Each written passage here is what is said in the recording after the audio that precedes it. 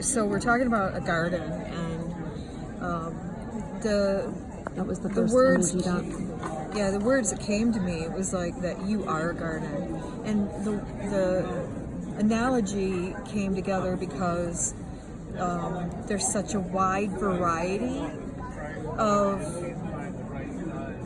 plant life in the garden, and you have such a wide variety of I don't know, personal aspects, like things that you love and things that you just are. You like a smorgasbord.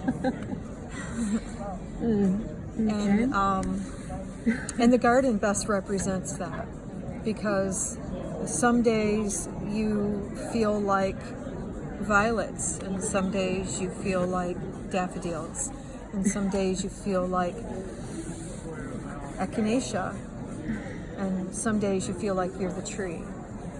And so every day for you is a little different. You're feeling a little bit different about who you are and what you want and things that you enjoy. It just changes all the time for you. And, it's just, the other thing I couldn't get out of my mind as I was seeing this garden was just how beautiful it was.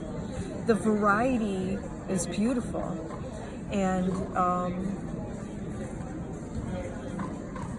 I think sometimes when let's say you're stuck on the daisies, that you fail to see the rest of the garden. You fail to see the rest of who you are, because you're stuck in one aspect of yourself.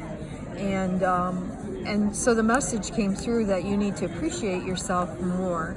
That the variety that you are is something to be treasured.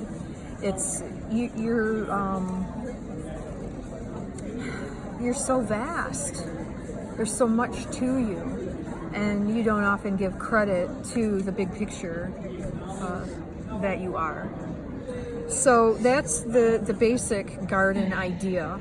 I want to talk about the colors a little bit. So in the lower portion here, there was a lot of the green, basic green, which is a healing green, which makes you the kind of person who you help people feel better just by being around them. You don't have to do anything particular, but you have that healing energy, that gift to be a healer. So just your presence alone helps people in that way. There's the turquoisey color, and that is more about having self-esteem and confidence.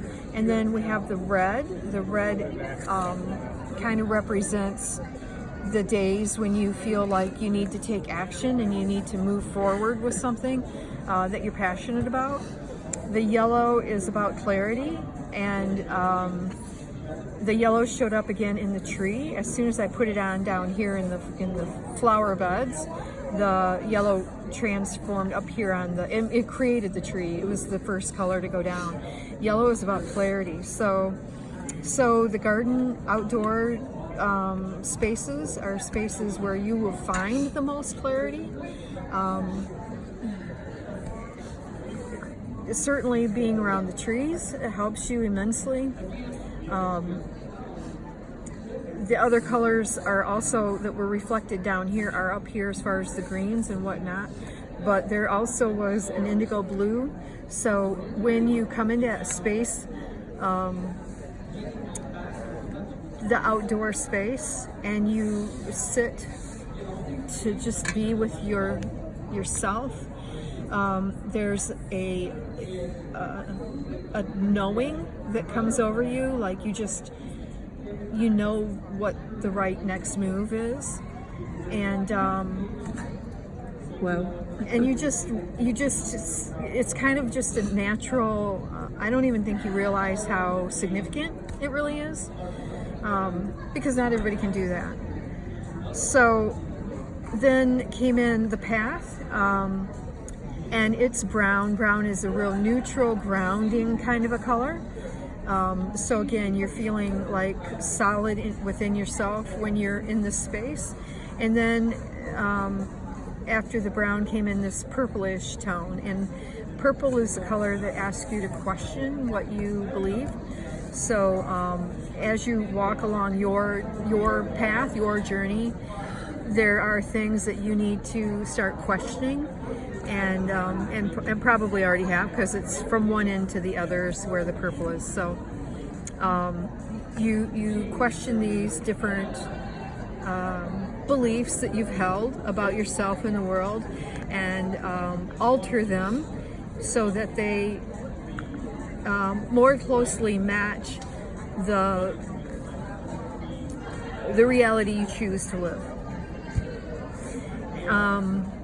Then I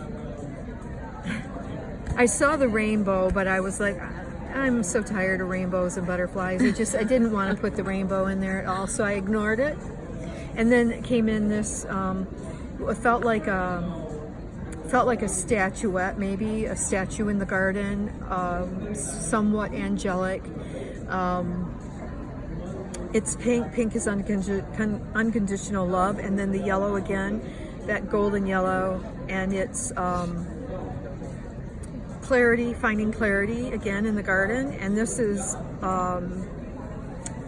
colored in with the white inside of there, so that is pure connection to source energy. So you know, I could say that in one instance, that is you, and that is what you carry with you. You know, I get the image right now of the flower girl who takes the basket of roses and spreads them about so that other people have that beauty to walk on.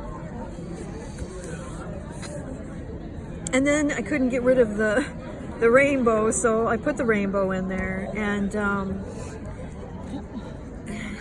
the thing is about the rainbow is that, you know, everybody's looking for that pot of gold at the end of that rainbow. And if we look at this as being you are the tree and you are the angel, and the rainbow comes right to you. In fact, it curves right down into this trunk of your being. So you could say in that sense that you are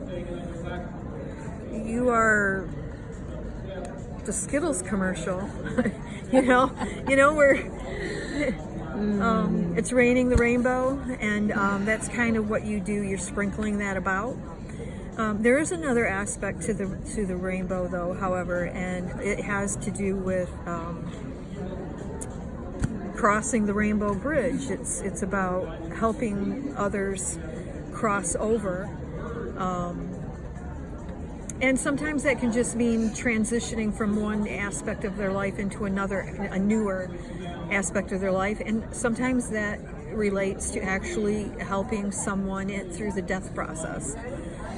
And so if you haven't been experiencing that, then you probably will be shortly. Because if I were to cut this down the middle, we could talk about this as being the past and this as being the future.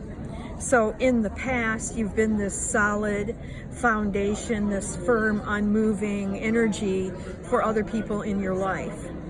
And in the future, you're stepping more into your own personal power.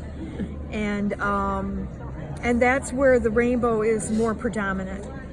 And so, so over the next 6 to 8 months, possibly a year, you're going to be taking on that role. It's going to be more significant. You being the angel, you being the flower girl, and assisting others.